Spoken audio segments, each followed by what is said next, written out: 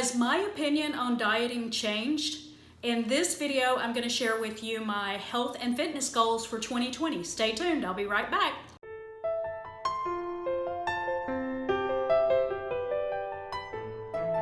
Welcome back to The Long Run with Joel and Christy. I'm Christy and I'm flying solo at the moment. Let me just first get into my fitness goals for this year.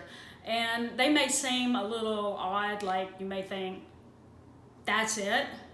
But if you go back and look at my videos on my health journey, I'll link them here, you'll see that I have dealt with some obsessive exercising tendencies in the past. And between that and obsessive caloric restricted dieting, I left myself very depleted. I don't have a lot of energy, so it's like you have to take time to rebuild yourself and your energy level and stuff. And some of my health goals will actually talk about that, but right now I'm going to just tell you my fitness goals. I want to lift weights 3 days a week, and I want to actively go out and go for a walk, go in nature at least 5 to 6 times a week. But now back to the question that I asked in the teaser. Has my opinion on dieting changed? No, it has not. Am I going to do a diet this year? Yes, I am. So you may be wondering, how do I, if you've gone back to my say, or you've been following us for a while, you know that I think that between chronic, obsessive, caloric restricted diets and stuff that I have done in the past, I have said that I don't do diets, I don't weigh, I don't know how much I weigh. I shunned it all. So how am I saying that my opinion hasn't changed, but I'm going to do a diet this year? So here it is. The diet that I am planning to do is the AIP Autoimmune Protocol diet. There are certain reasons why I don't feel like this diet falls into the category of those kind of diets, and how I feel that it doesn't change my opinion of dieting if I say that the autoimmune protocol diet is different.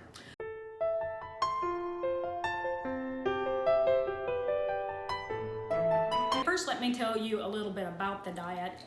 Most of the time when people think of autoimmune diseases, they think of something like lupus or Crohn's disease maybe, or they might think of a leaky gut syndrome. But there's actually recorded over 100 autoimmune diseases, and there's other symptoms that research is starting to show may be being caused by an autoimmune disease. Am I suggesting that I have an autoimmune disease? I don't know. I don't have anything like Crohn's. I don't show symptoms of leaky gut syndrome. I'm not showing signs of lupus or any of those. I don't follow, like I've looked at symptoms of different autoimmune diseases. I don't really have those things, but some of the symptoms of autoimmune, like potential autoimmune diseases, would be fatigue, which I am still dealing with. I wake up most mornings after sleeping 8 to 9 hours, still feeling exhausted, and just going about my day and functioning takes a lot of energy for me. But so I've got fatigue, I have restless leg syndrome, skin sensitivity, and not just on my face. I have like my legs break out sometimes in rashes, or they just itch uncontrollably. Different things like that. I also have pain in my legs and stuff, and so I feel like there's a possibility that some food that I'm eating is actually causing some of these, and just getting those fixed might make it so that I get, I don't know, possibly better sleep at night and wake up more rested. Maybe the skin sensitivity will go away, maybe the, pain in my legs will go away, and they'll just feel normal. But the idea of the autoimmune protocol is actually for you to go for at least a month, maybe 2, as soon as the symptoms go away, basically at the beginning you take out everything until it's mostly just very nutrient dense foods like a lot of green vegetables, a lot of meats, organ meats. I don't know how I'm gonna feel about that. Like, I've never liked the idea of liver, but a lot of that is drinking bone broth. It's things that's supposed to be like kombuchas, things that are supposed to be very healing to your body. And it's not that strange that I would go that way, because I have been on the track for the last 2 years of moving toward that idea that food can be medicine. So these foods that are on the list of foods that you can eat are meant to heal those things. And then as soon as you start seeing that your symptoms have decreased or gone away, you start slowly reintroducing foods. And if you have a flare-up of those pains or those symptoms, then you know that that was the food that was causing the problem. So this is the reason why I'm choosing to do it. Is first of all, there is no focus on calories.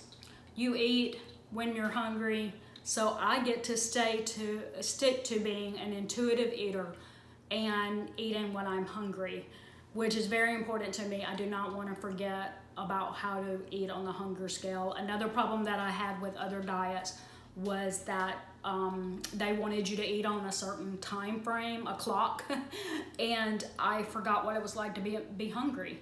And so it's taken me 2 years to start getting to the point where I recognize the hunger signals that my own body will give me, like, that I'm getting a little hungry, I need to go fix something, as opposed to it's 2 o'clock in the afternoon, so it's time for you to eat your afternoon snack.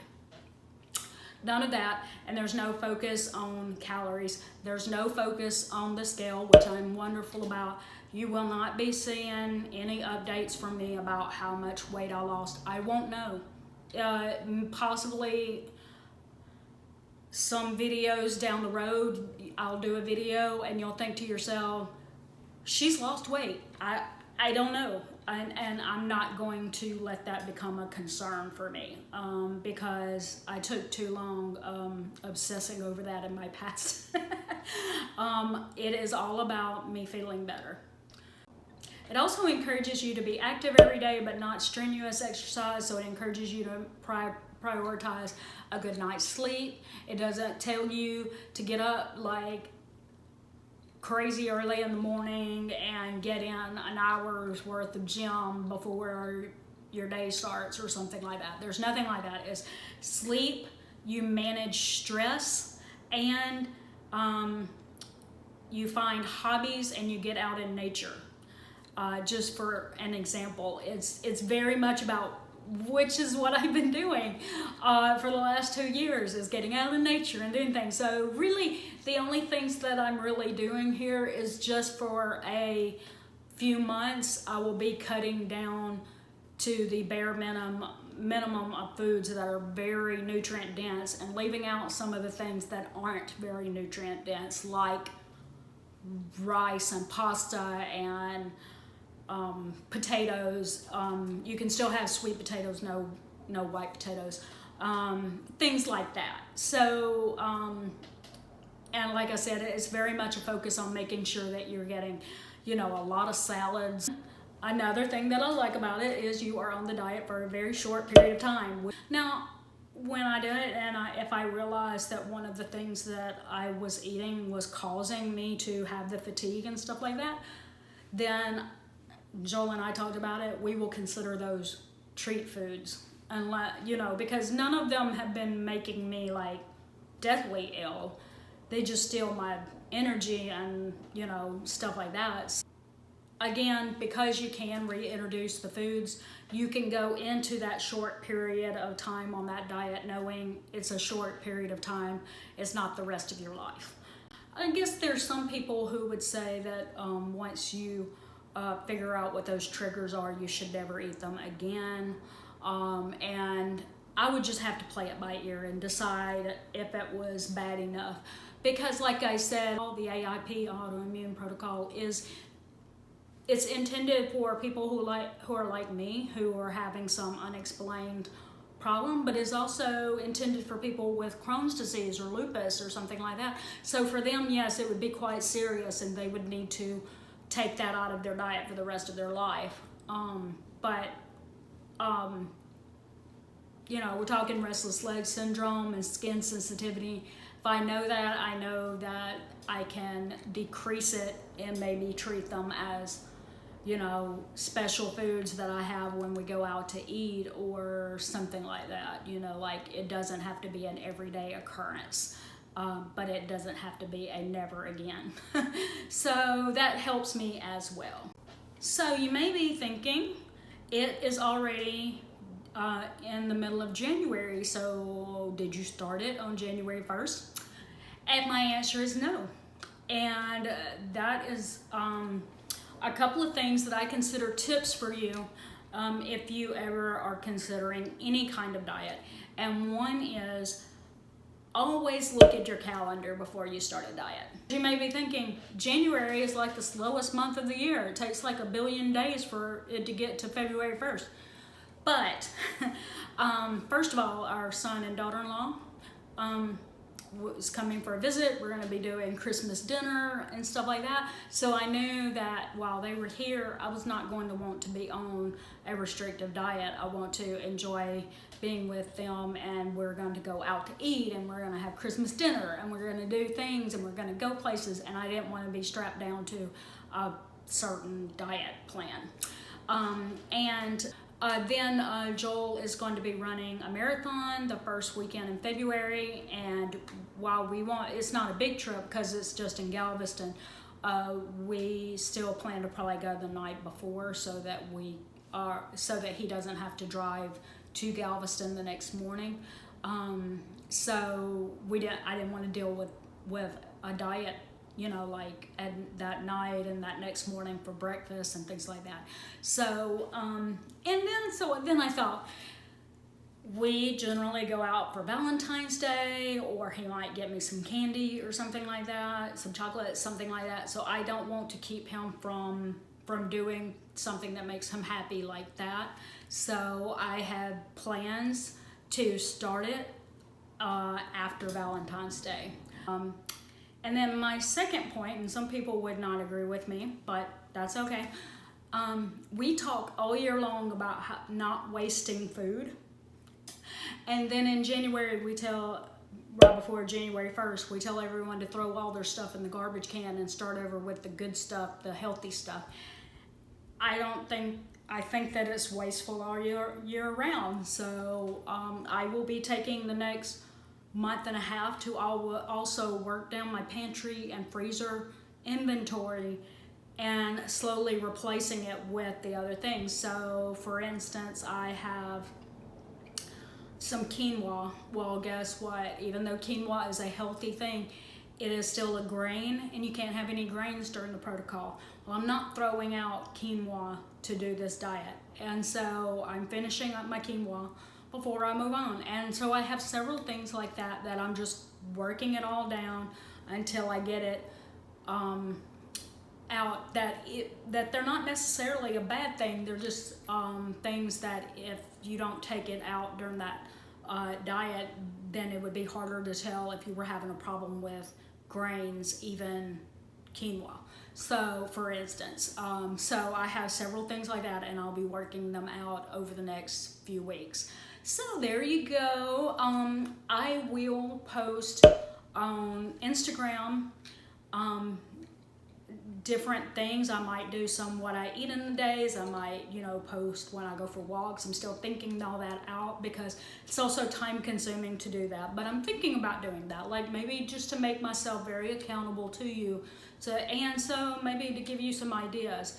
Again, the AIP protocol may not be for everyone. I read one article where a person said that they actually got to the point while they were doing it, they were on it for 6 months, that they, were afraid to eat anything. And I'm really confused about the fact that she was on it for 6 months. So I don't know what that was about. But then it was messing up her relationship with food. And if you get to the point where you're scared to eat, then that's not a good thing for you. So I would want you to talk to your doctor before you start a diet, and also do your own research to make sure it's a good decision for your own health.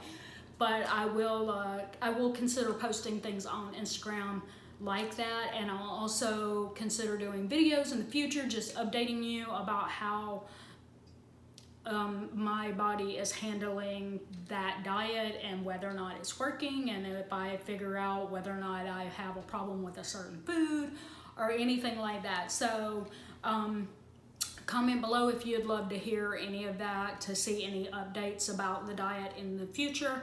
And that is all for today. Be sure to catch one of the videos that's floating around on the screen, and be sure to like and share and subscribe.